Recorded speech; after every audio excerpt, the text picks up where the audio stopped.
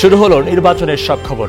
জানাবো সারা দেশের ভোটের উত্তাপ, প্রার্থীদের কর্মকাণ্ড আর ইসির তোড়জোড়, যাতে করে আপনি জেনে যাবেন আজকের দিনের আদ্যপান্ত। নিয়মিত আয়োজনে আপনাদের সবাইকে স্বাগত জানাচ্ছি আমি মহিউদ্দিন মথুর। জামায়াতকে সাথে নিয়ে 10 ডিসেম্বর বিএনপি সারা দেশে বিশৃঙ্খলা তৈরির পরিকল্পনা করছে, এমন অভিযোগ করেছেন আওয়ামী লীগ সাধারণ সম্পাদক ওবায়দুল কাদের। এ বিষয়ে গোয়েন্দা তথ্য আছে বলেও দাবি করেছেন তিনি। সকালে সাংবাদিকদের সঙ্গে মত বিনিময়ে এসব কথা বলেন ওবায়দুল কাদের। বলেন, আলোচনার মাধ্যমেই জাতীয় পার্টির সাথে আসন ভাগাভাগির বিষয়ে সিদ্ধান্ত নেওয়া হবে। ধারাবাহিক ব্রিফিংয়ের অংশ হিসেবে সকালে সভাপতির রাজনৈতিক কার্যালয়ে সাংবাদিকদের বিভিন্ন প্রশ্নের উত্তর দেন আওয়ামী লীগ সাধারণ সম্পাদক। যেসব সিদ্ধান্ত নিচ্ছে ওবায়দুল কাদেরের অভিযোগ, আন্দোলনকে পাশ কাটিয়ে বিএনপি এখন নাশকতার দিকে এগোচ্ছে। মানবাধিকার দিবসে একটা সারা দেশে একটা বিশৃঙ্খলা তৈরির প্ল্যান নিয়ে তারা এগুচ্ছে। এই জন্য তারা জামাতকে তাদের একান্তই পাশে চায়। বিভিন্ন সূত্র আছে, গোয়েন্দা সূত্র সহ আমরা ইনফরমেশন তো পাচ্ছি, এবং ইনফরমেশন আগেও তাদের সম্পর্কে যা পেয়েছি কোনোটাই বাস্তবে ভুল প্রমাণিত হবে। রাজনীতিতে নিজেদের ভুলেই ক্ষমতার দৌড়ে বিএনপি পিছিয়ে পড়ছে বলেও মন্তব্য করেন ক্ষমতাসীন দলের সাধারণ সম্পাদক। বিএনপির এখন যে রাজনীতি, তারা জামাতের ক্ষমতা রাজনীতি তারা নিজেদেরকে আরও পিছিয়ে দিয়েছে ভুলের রাজনীতি করে, এবং একটা পর্যায়ে তারাই আসলে জামাতের টিমে পরিণত হবে। জাতীয় পার্টির সাথে আলোচনায় মহাজোট কেন্দ্রিক নানান ইস্যু উঠে আসবে বলেও জানান তিনি। মহাজোটের স্মৃতিচারণ করার সঙ্গে সঙ্গে আগামী দিনে আমরা কীভাবে চলব সে ব্যাপারে তাদের দলীয় বক্তব্যটা আমাদের শোনার দরকার আছে। তারপর আমাদেরও বক্তব্য আছে। আলোচনা বসলে যা হয়। আসন ভাগাভাগির বিষয়ে আলোচনা হলেও নির্বাচন প্রতিদ্বন্দ্বিতাপূর্ণ হবে বলে আশা প্রকাশ করেন ওবায়দুল কাদের। তৃণমূল তো বিরাট জোট, তাদেরকে আপনি বিচ্ছিন্ন করবেন কেমন করে? ভাস্কর ভাদুরী, যমুনা নিউজ, ঢাকা। নির্বাচন সামনে রেখে এক আত্মঘাতী খেলায় মেতে উঠেছে সরকার। বেছে নিয়েছে নির্যাতন নিপীড়নের পথ। অনলাইন সংবাদ সম্মেলনে এই অভিযোগ করেছেন বিএনপির সিনিয়র যুগ্ম মহাসচিব রুহুল কবির রিজভী। বলেন, দেশ ও জনগণকে ধ্বংস করে হলেও ক্ষমতায় টিকে থাকতে চাইছে সরকার। এদিকে অবরোধের সমর্থনে রাজধানীর বিভিন্ন স্থানে মিছিল করেছে বিএনপি ও সমমনা দল এবং জোট। অবিলম্বে তফসিল বাতিলের দাবি জানান তারা।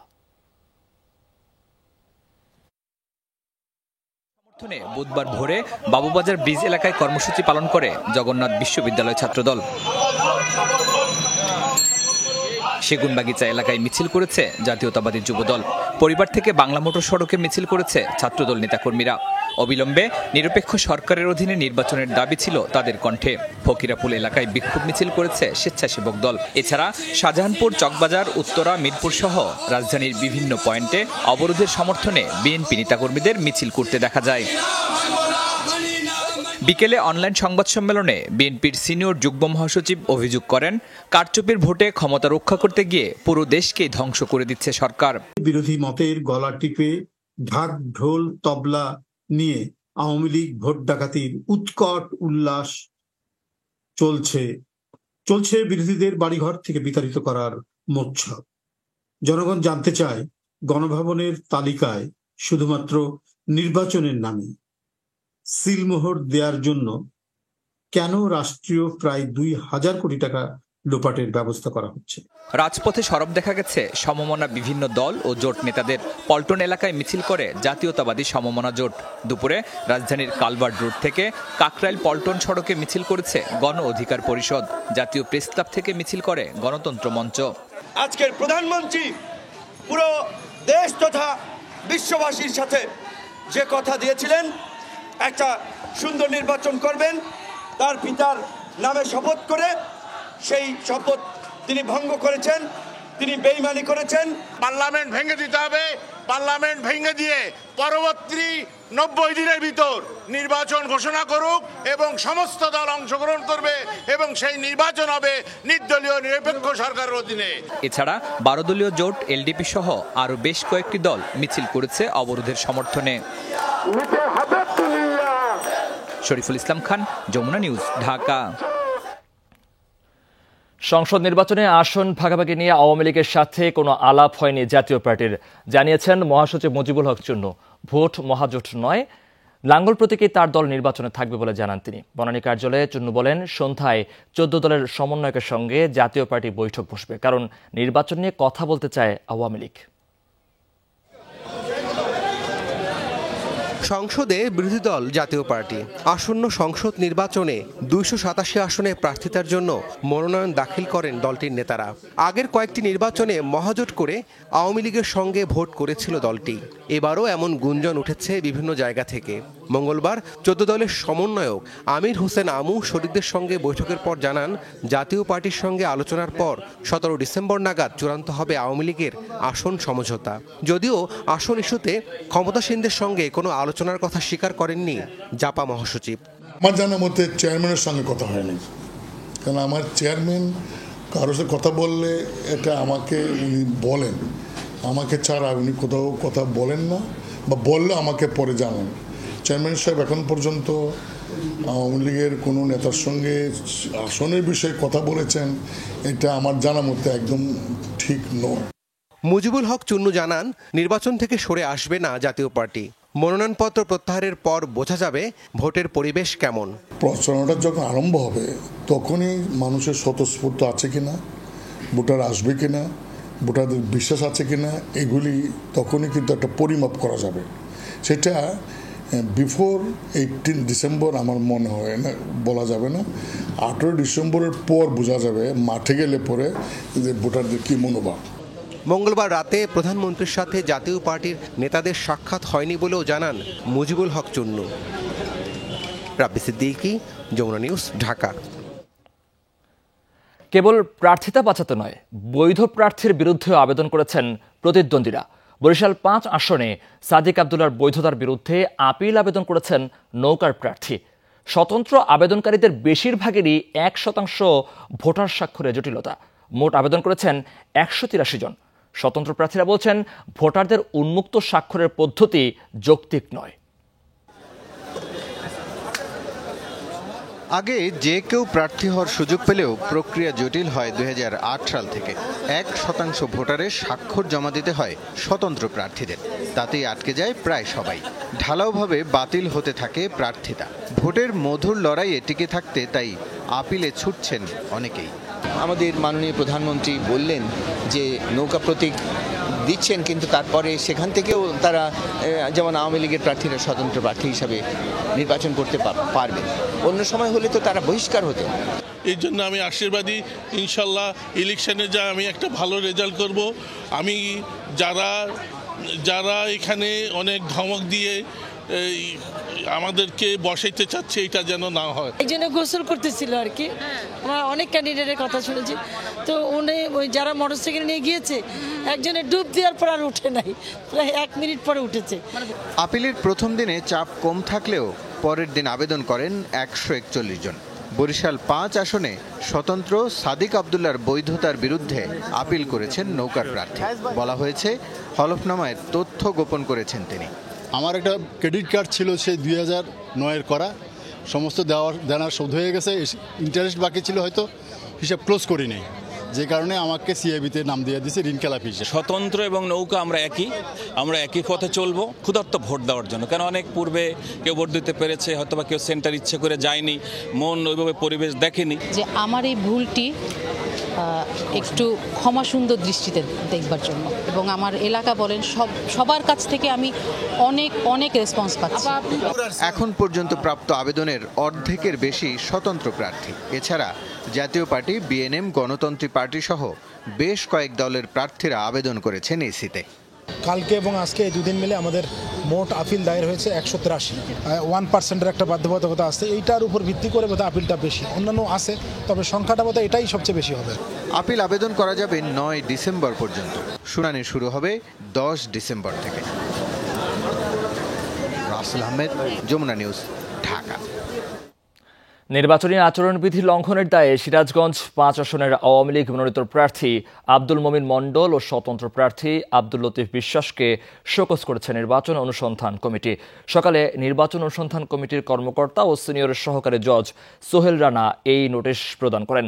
দুই প্রার্থীকে আগামী 11 ডিসেম্বর অনুসন্ধান কমিটির সামনে সশরীরে হাজির হয়ে লিখিত ব্যাখ্যা দিতে বলা হয়েছে।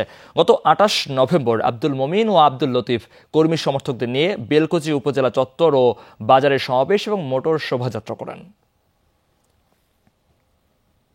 এদিকে নির্বাচনী আচরণবিধি ভঙ্গ করায় শোকজ করা হয়েছে হবিগঞ্জ 4 আসনের স্বতন্ত্র প্রার্থী ব্যারিস্টার সৈয়দ সায়েদুল হক সুমনকে। সোমবার অনুসন্ধান কমিটির কর্মকর্তা ও হবিগঞ্জ সদর আদালতের সিনিয়র সহকারী জজ এই নির্দেশ দেন। শোকজ নোটিশে ব্যারিস্টার সুমনকে আগামীকালের মধ্যে অনুসন্ধান কমিটির সামনে সশরীরে হাজির হয়ে ব্যাখ্যা দিতে বলা হয়েছে। গত 2 ডিসেম্বর সন্ধ্যায় চুনারুঘাট উপজেলার গাজীপুর ইউনিয়নের আসামপাড়া বাজারে এক নির্বাচনী পথসভা করেন ব্যারিস্টার সুমন। নির্বাচনকালীন সময়ে দেশে অধিকতর শান্তির পরিবেশ নিশ্চিত করতে নির্বাচন কমিশন বৈধ অস্ত্র জমা দেয়া ও অবৈধ অস্ত্র উদ্ধারের নির্দেশ দিতে পারে। এটি আইন শৃঙ্খলা রক্ষা বাহিনীর চলমান প্রক্রিয়া বলে জানিয়েছেন স্বরাষ্ট্রমন্ত্রী আসাদুজ্জামান খান। দুপুরে রাজধানীর শিল্পকলা একাডেমিতে জাতীয় নাট্যশালা মিলনায়তনে বাংলাদেশকে ভারতের স্বীকৃতির 52 বছর উদযাপন অনুষ্ঠান শেষে সাংবাদিকদের প্রশ্নের জবাবে মন্ত্রী এসব কথা বলেন। অনুষ্ঠানে বিশেষ অতিথি ছিলেন বাংলাদেশে নিযুক্ত ভারতীয় হাই কমিশনার প্রণয় কুমার ভার্মা। অনুষ্ঠানে বাংলাদেশের মুক্তিযুদ্ধে ভারতের অবদানের কথা তুলে ধরেন বক্তারা। পরে স্বরাষ্ট্রমন্ত্রী বলেন, শীর্ষ সন্ত্রাসীদের বেশিরভাগকেই আটক করা হয়েছে, বাকিরা আত্মগোপনে বা বিদেশে পালিয়ে আছে। প্রয়োজনে বিদেশে থেকেও তালিকাভুক্ত শীর্ষ সন্ত্রাসীকে দেশে আনার ব্যাপারে সচেষ্ট আইন শৃঙ্খলা বাহিনী।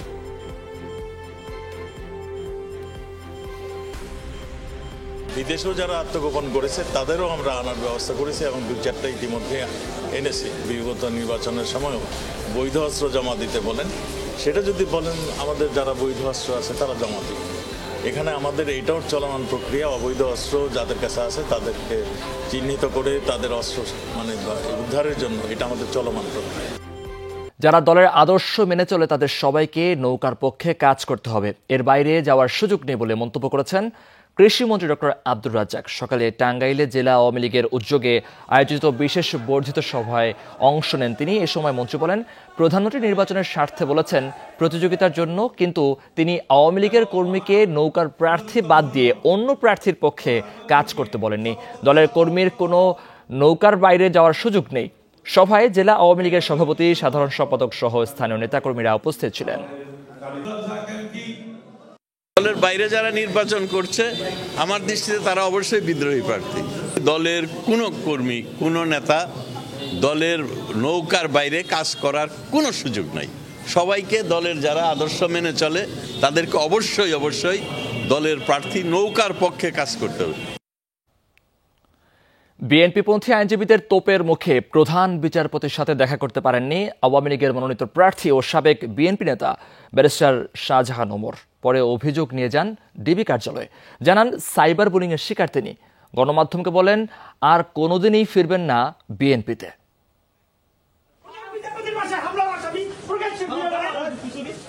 সকাল 10:30টার দিকে সুপ্রিম কোর্ট প্রাঙ্গণে যান বিএনপি থেকে সদ্য বহিষ্কৃত নেতা ব্যারিস্টার শাহজাহান ওমর। ঝালকাঠি 1 আসনে আওয়ামী লীগের মনোনয়নে নির্বাচন করছেন তিনি। প্রধান বিচারপতির সাথে দেখা করতে কিছুক্ষণ অপেক্ষা করেন আপিল বিভাগের সামনে।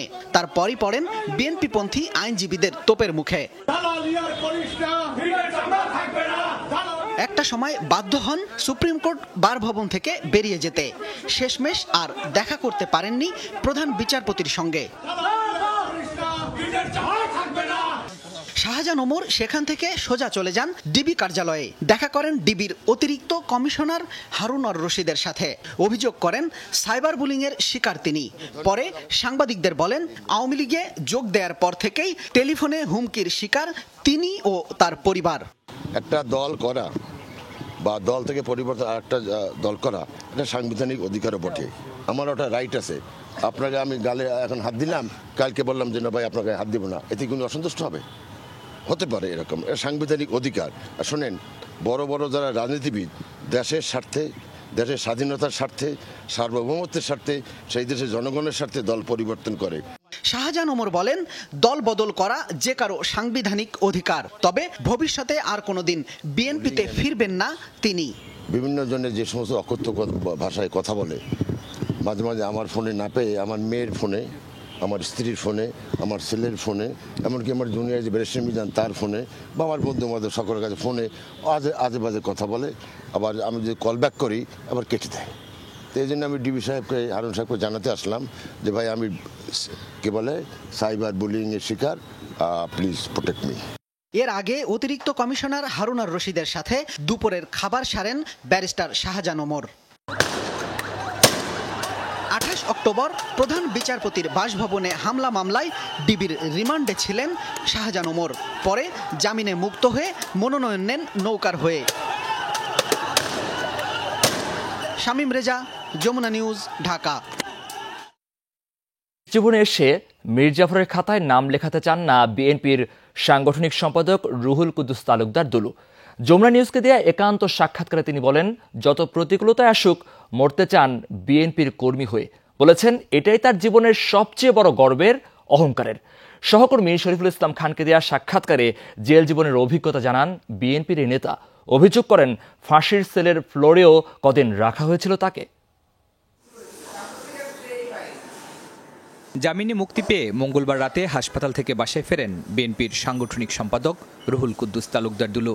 বুধবার সকালে তিনি কথা বলেন যমুনা নিউজের সঙ্গে। অভিযোগ করেন কারাগারে অমানবিক আচরণ করা হয়েছে তার সঙ্গে। আমার যে সমস্যা, আমি যে কারণে যে অসুখে আক্রান্ত, কোর্ট এটা অর্ডার দেওয়ার পরও জেল কর্তৃপক্ষ আমাকে যেখানে ফাঁসির সেল, ফাঁসির আসামিরা যেখানে থাকে, আমাকে সেখানে রেখেছিল এবং ফ্লোরে। এটা খুবই দুঃখজনক আর কি। কয়েকদিন আগে আপনাদের ভাইস প্রেসিডেন্ট মুক্তি পেয়েছে, মুক্তি পেয়ে নৌকা প্রতীকে নির্বাচন করছেন। শেষ পর্যন্ত কি আপনি বিএনপির সঙ্গেই থাকবেন নাকি অন্য কোনো দিকে ডাইভার্ট হওয়ার কোনো সম্ভাবনা আছে? না, আমি তো আসলে মুক্তি পাওয়ার পেছনে কারণ আমার অসুস্থতা। আমার জন্ম বিএনপি এবং আমার মৃত্যু বিএনপির কর্মী হিসেবে মৃত্যুবরণ করতে চাই। এই শেষ বয়সে গিয়ে মৃত্যুর মুখোমুখি, অসুস্থ, যে কোনো সময় মারা যেতে পারি। আমি আর মীর জাফরের খাতায় নাম লেখাতে চাই না। আমি যে আদর্শে বিশ্বাস করি, আমি বিএনপি করি, এটা আমার গর্ব, এটা আমার অহংকার। আমি মনে করি আমার শেষ জীবনটাই এই বিএনপি একজন কর্মী হিসেবে মরতে চাই। বাসায় ফেরার পরদিনই আবারও রাজধানীর এভার কেয়ার হাসপাতালে ভর্তি হন বিএনপির এই নেতা। শরীফুল ইসলাম খান, যমুনা নিউজ, ঢাকা। বিএনপি ডাকা অবরোধের সমর্থনে জেলায় জেলায় বিক্ষোভ মিছিল ও সমাবেশ করেছেন নেতাকর্মীরা। সাভারের আশুলিয়ায় একটি যাত্রীবাহী বাসে আগুন দিয়েছে দুর্বৃত্তরা। সকালে গাজীপুরের চন্দ্রা থেকে ঢাকায় আসছিল ইতিহাস পরিবহনের একটি বাস।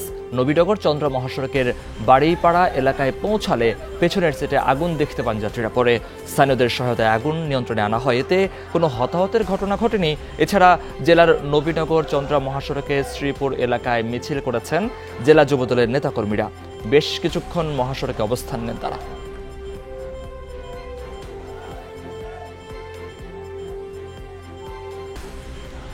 রাজশাহীতে বিক্ষোভ মিছিল করেছে জেলা যুবদল ও ছাত্রদল। এতে অংশ নেন বিএনপির সিনিয়র যুগ্ম মহাসচিব রুহুল কবির রেজভী। সকালে নগরের তেরোখাদিয়া এলাকা থেকে শুরু হয় সিটি হাট এলাকায় গিয়ে শেষ হয় মিছিলটি।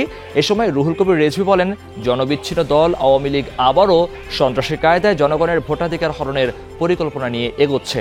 তবে এই অপচেষ্টা জনগণ প্রতিহত করবে। অবরোধের সমর্থনে ঝটিকা মিছিল করেছে মেহেরপুর পৌর বিএনপি।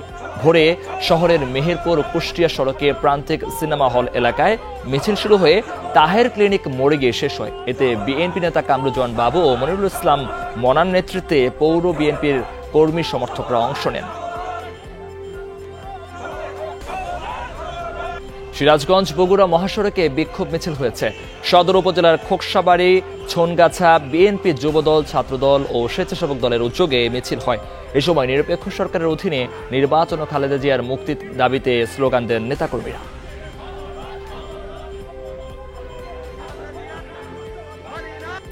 জামালপুরে মিছিল সমাবেশ করেছেন বিএনপি ও অঙ্গ সংগঠনের নেতাকর্মীরা। সকালে দেওয়ানগঞ্জ জামালপুর ঢাকা মহাসড়কের চন্দ্রা থেকে কাজীর আখ মোড় পর্যন্ত মিছিল হয়। পরে সমাবেশ করেন জেলা বিএনপির সাধারণ সম্পাদক অ্যাডভোকেট শাহ মোহাম্মদ ওয়াসের আলী মামুন। মুন্সিগঞ্জে এক দফা দাবি জানিয়ে বিক্ষোভ মিছিল করেছেন বিএনপি ও অঙ্গ সংগঠনের নেতাকর্মীরা। সকালে উপজেলার পঞ্চসার বিনোদপুর এলাকা থেকে জেলা বিএনপি ও সমর্থক দলের ব্যানারে মিছিল হয়। সেখানে বেশ কিছু সাউন্ড বোমা বিস্ফোরিত হয়।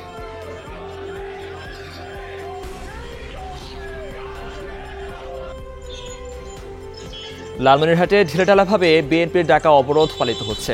জেলায় রাতে ঢাকা থেকে ছেড়ে আসা বুড়িমারিগামী দূরপাল্লার বাসগুলো সকালে ফেরত গেছে। তবে জেলার আঞ্চলিক সড়কে চলছে না বাস, স্বাভাবিক রয়েছে ট্রেন চলাচল। এছাড়াও দেশের বিভিন্ন স্থানে অবরোধের সমর্থনে মিছিল করেছেন বিএনপি ও অঙ্গ সংগঠনের নেতাকর্মীরা।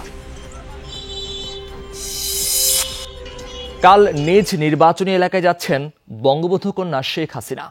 গোপালগঞ্জ ৩ আসনের মনোনীত প্রার্থী হিসেবে আওয়ামী লীগ নেতাকর্মীদের সাথে বৈঠকের কথা রয়েছে তার। এছাড়া জাতির জনকের সমাধিতে শ্রদ্ধা জানাবেন প্রধানমন্ত্রী। ভোটের আগে নিজ নির্বাচনী এলাকায় যাচ্ছেন প্রধানমন্ত্রী। তবে এবার স্বাগত জানাতে নেই জাঁকজমকপূর্ণ আয়োজন। নির্বাচনের আচরণবিধি মানতেই এই ব্যবস্থা। এবার যেহেতু নির্বাচন চলছে, তা আচরণবিধি মানতে গেলে তো এগুলো করা যাবে না। তা আমরা তো বঙ্গবন্ধুর কন্যার আগমন উপলক্ষে আচরণবিধি ভঙ্গ করব না। সড়ক পথে পদ্মা সেতু হয়ে গোপালগঞ্জে পৌঁছানোর পর টুঙ্গিপাড়ায় জাতির জনকের সমাধিতে শ্রদ্ধা জানাবেন প্রধানমন্ত্রী। এরপর নিজ নির্বাচনী এলাকায় উপজেলা আওয়ামী লীগ অফিসে স্থানীয় নেতাকর্মীদের সাথে বৈঠক করবেন শেখ হাসিনা। একই দিন বিকেলে কোটালীপাড়ায় স্থানীয় নেতাকর্মীদের সাথে বৈঠক করার কথা রয়েছে আওয়ামী লীগ সভানেত্রীর। যে যে সভা করবেন, যে যে নির্দেশ দেবেন, নির্দেশের জন্য টুঙ্গিপাড়া উপজেলা আওয়ামী লীগ ও সহযোগী সংগঠন আমরা প্রস্তুত। কোটালীপাড়ার মানুষ আসলে যখনই শুনছে যে নেত্রী আসবে, মানুষ উপচে পড়ছে। এই নির্বাচনে বিশ্বকে দেখাই দিতে চাই আমাদের প্রতিটি ভোটার নিজে যেয়ে সেন্টারে যেয়ে ভোট দেবে। শেখ হাসিনার সফর ঘিরে উদ্দীপনা বিরাজ করছে তার নির্বাচনী এলাকা গোপালগঞ্জ ৩ আসনের ভোটারদের মাঝে। কোটালীপাড়ার জনগণ এবারও বিপুল ভোটের মাধ্যমে দেখিয়ে দেবে জননেত্রী শেখ হাসিনাকে এত পরিমাণ ভোট দেবে। যারা এখানে আর 2-4 জন ক্যান্ডিডেট আছে তাদেরও এবারও জামানত বাজেয়াপ্ত হবে। সারা কোটালীপাড়ার আওয়ামী লীগ, যুবলীগ, ছাত্রলীগ, স্বেচ্ছাসেবী লীগ, মহিলা আওয়ামী লীগ সহ সমস্ত সহযোগী সংগঠন অত্যন্ত আনন্দিত, উদ্দোলিত, উৎসাহিত। প্রধানমন্ত্রীর সফরকে ঘিরে টুঙ্গিপাড়া ও কোটালীপাড়ায় নিরাপত্তা ঢেলে সাজিয়েছে আইনশৃঙ্খলা রক্ষা বাহিনী। সাবরিনা লিজা, যমুনা নিউজ। যারা নির্বাচনকে বানচাল করার চেষ্টা করছে তাদের বিরুদ্ধেও যুক্তরাষ্ট্রের ভিসা নিষেধাজ্ঞা আসবে বলে আশা করেন তথ্য সম্প্রচার মন্ত্রী ডক্টর হাসান মাহমুদ। সকালে জাতীয় প্রেস ক্লাবে অনলাইন পোর্টাল NAN টিভির যাত্রা শুরুর অনুষ্ঠানে তিনি একথা জানান। বলেন, এসি ঘরে বসে কিছু লোক টাকা দিয়ে লোক লেলিয়ে দেয় মাঠে। এটি রাজনীতি না, রাজনৈতিক কর্মসূচিও হতে পারে না বলে মন্তব্য করেন তথ্যমন্ত্রী। বলেন, 28 অক্টোবরের ঘটনায় যেভাবে সাংবাদিকদের উপর হামলা করা হয়েছে তা মেনে নেওয়া যায় না।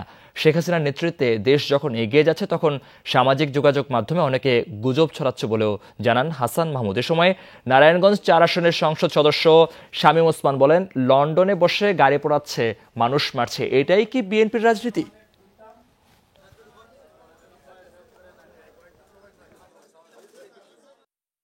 আশা করব বাংলাদেশে যারা পেট্রোল বোমা নিক্ষেপ করছে এবং যারা নির্বাচনকে প্রতিহত করার অপচেষ্টা চালাচ্ছে তাদের বিরুদ্ধেও তারা ভিসা নিষেধাজ্ঞা দিবে।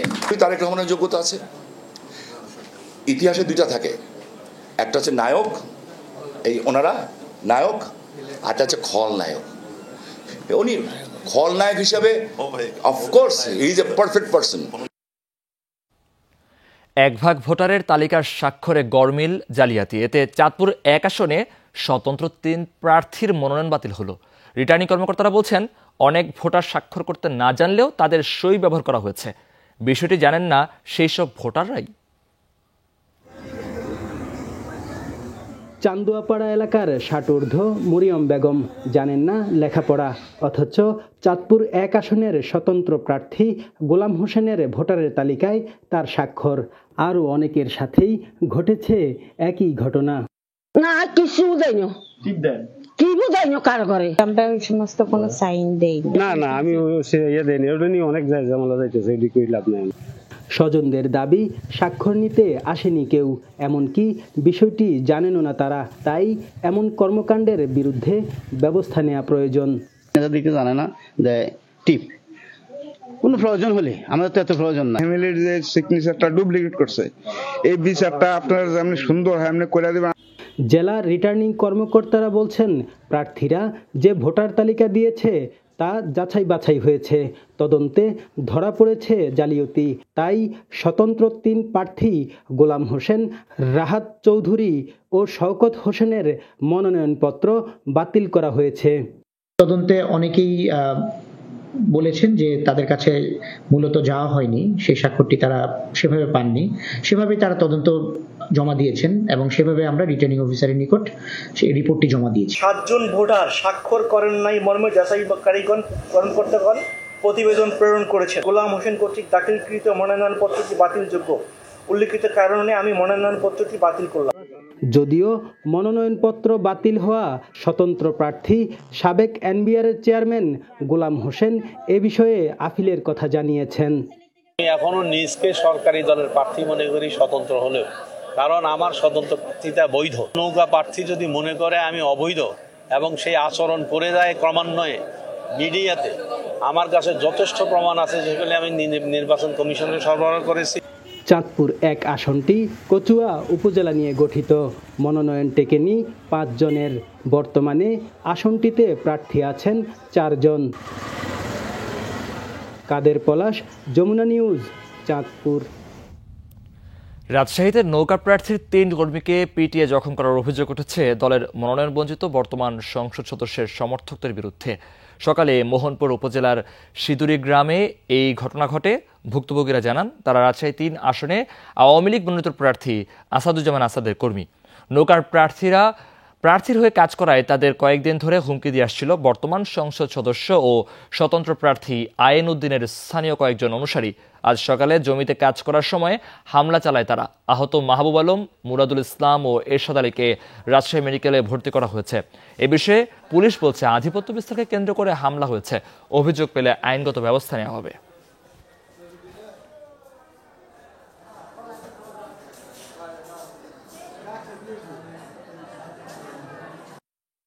ছেলের বাপ আর একটা পাঠ আছে, পর তুলতে গেছে আর এরা যে মনে করেন মারপিট মানে হাতুর আর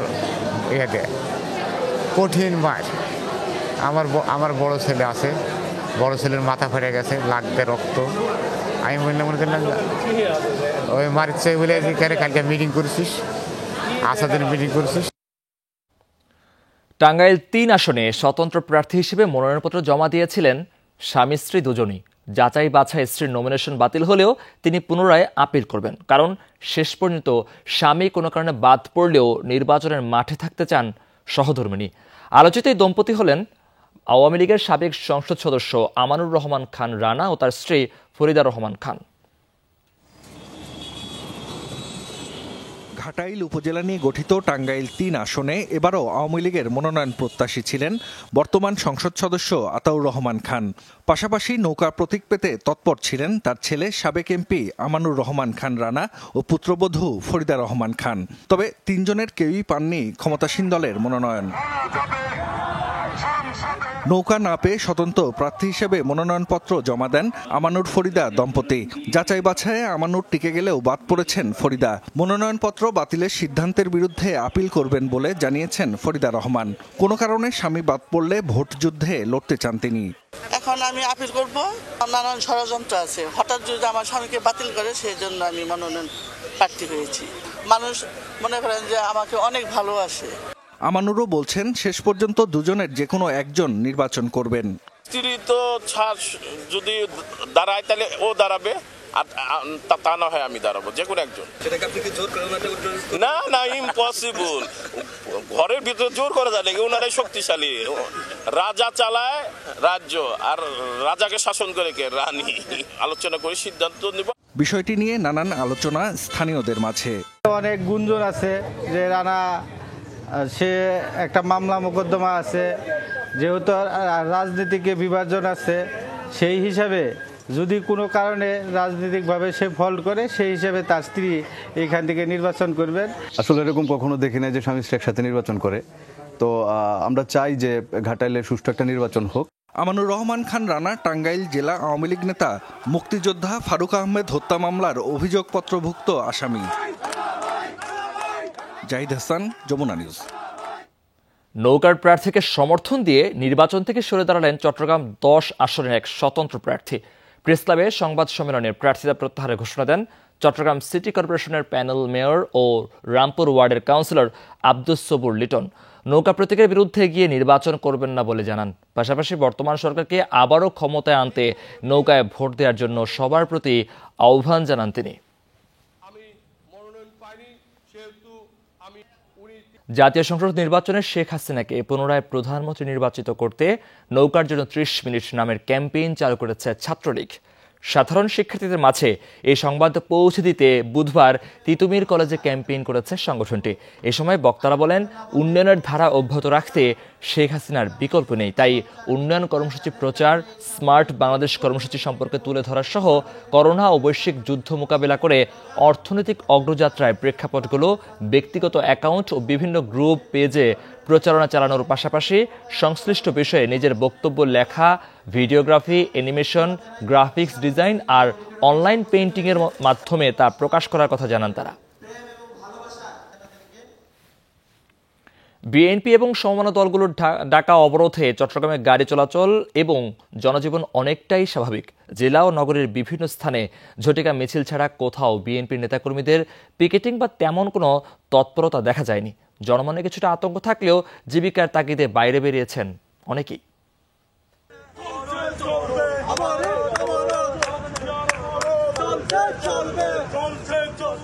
অবরোধের সমর্থনে ভোরে নগরীর রাহাত্তারপুল এবং মুরাদপুরে সড়কের টায়ার জ্বালিয়ে বিক্ষোভ করে যুবদল ও স্বেচ্ছাসেবক দলের নেতাকর্মীরা।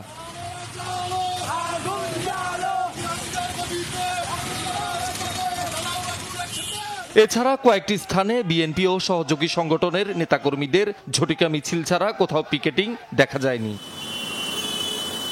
ফলে অবরোধের তেমন কোনো প্রভাবও নেই চট্টগ্রামে। মহানগরী ব্যস্ত অন্যান্য দিনের মতোই।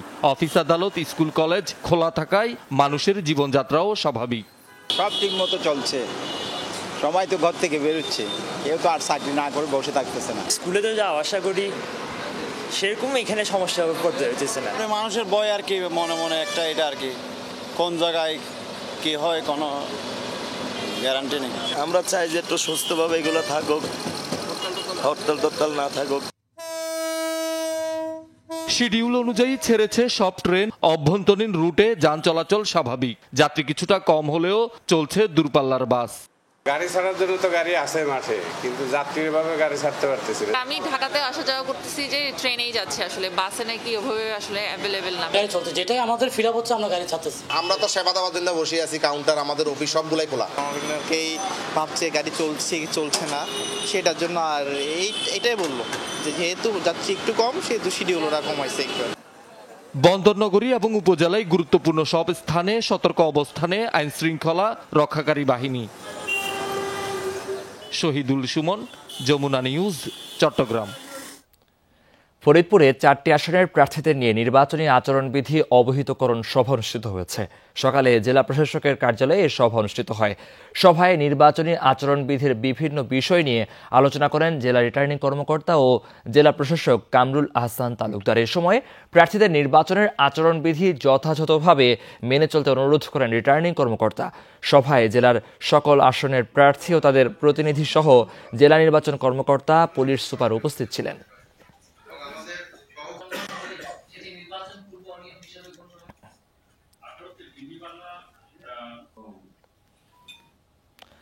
জাতীয় নির্বাচনের সময় যত ঘনিয়ে আসছে ততই বাড়ছে ভোটের উন্মাদনা। তর্কযুদ্ধে মেতে উঠেছেন ইতালি প্রবাসীরাও। আওয়ামী লীগ সমর্থকরা বলছেন জনগণ আবারও আস্থা রাখবে নৌকায়। বিএনপির দাবি বর্তমান সরকারের একতরফা নির্বাচন আয়োজনের নীল নকশা এবার বাস্তবায়িত হবে না। এদিকে সাধারণ প্রবাসীদের চাওয়া প্রবাসী বান্ধব সরকার। ইতালি থেকে সহকর্মী জাকির হোসেন সুমনের প্রতিবেদনে বিস্তারিত। তফসিল ঘোষণার পরই বইতে শুরু করেছে দ্বাদশ জাতীয় নির্বাচনের হাওয়া।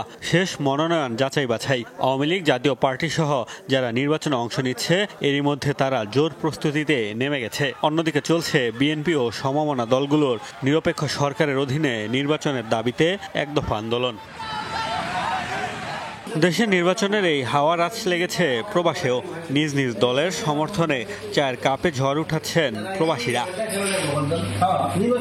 আওয়ামী লীগ সমর্থকদের দাবি আবারও নিরঙ্কুশ বিজয় নিয়ে ক্ষমতায় আসবেন বর্তমান প্রধানমন্ত্রী শেখ হাসিনা। তাদের অভিযোগ জিততে পারবে না জেনেই নির্বাচনে অংশ নিচ্ছে না বিএনপি। বর্তমান আওয়ামী লীগ সরকারের যে উন্নয়ন, এই উন্নয়নের ধারাবাহিকতা যদি আমরা বজায় রাখতে চাই এবং উন্নয়নের যে অগ্রযাত্রা, এই অগ্রযাত্রাকে যদি আমরা ত্বরান্বিত করতে চাই, কিন্তু এই নির্বাচনে আমাদের যারা ভোটার, আমরা যারা সারা বাংলাদেশে যারা ভোটার রয়েছি, তাদের আওয়ামী লীগকে ভোট দেওয়ার বাহিরে কোনো বিকল্প নেই। আসুন আমরা সবাই ঐক্যবদ্ধভাবে দেশ গড়ার কাজে এগিয়ে আসি। প্রবাসের থেকেও আমরা এই দ্বাদশ নির্বাচনে কিভাবে অংশগ্রহণ করতে পারবো। যারা দেশে যেতে পারবেন তারা দেশে গিয়ে নৌকা মার্কায় ভোট দিয়ে আবারও নৌকার প্রতীকে ভোট দিয়ে দেশের উন্নয়নের কাজে অব্যাহত রাখবেন। অন্যদিকে বিএনপি সমর্থকদের অভিযোগ ক্ষমতায় যেতে একতরফাভাবে নির্বাচন আয়োজনের পায়তারা করছে সরকার। বাংলাদেশের নির্বাচনের নামে যা করা হচ্ছে এটাকে তো আমি নির্বাচন বলতেই রাজি না। তার কারণ সরকারি দল আওয়ামী লীগকে চ্যালেঞ্জ করার মতো একটি দলও কি নির্বাচনের মাঠে আছে? বাংলাদেশের মানুষ গণতন্ত্র প্রিয় মানুষ, এদেশের মানুষ গণতন্ত্র চায়। বিএনপির পার্টি অফিসে আমরা তালাঝুলা অবস্থায় দেখতেছি এবং বিএনপির সিনিয়র লিডাররা সবাই A to Z সবাই কারারুদ্ধ। এমত অবস্থায় নির্বাচনে যে প্রভাব পড়বে বিএনপি না আসার পরিপ্রেক্ষিতে, এটা নিয়ে আমরা প্রবাসীরা অত্যন্ত শঙ্কিত। বিমানবন্দর সহ নানা ক্ষেত্রে তাদের ভোগান্তি দূর করতে কাজ করবে যারা, তাদেরই ক্ষমতায় চান সাধারণ প্রবাসীরা। মোস্তফা মাহমুদ, যমুনা নিউজ। দর্শক, এই ছিল আজকের নির্বাচনের সব খবর আয়োজনে। এতক্ষণ সাথে থাকার জন্য ধন্যবাদ আপনাদের সবাইকে।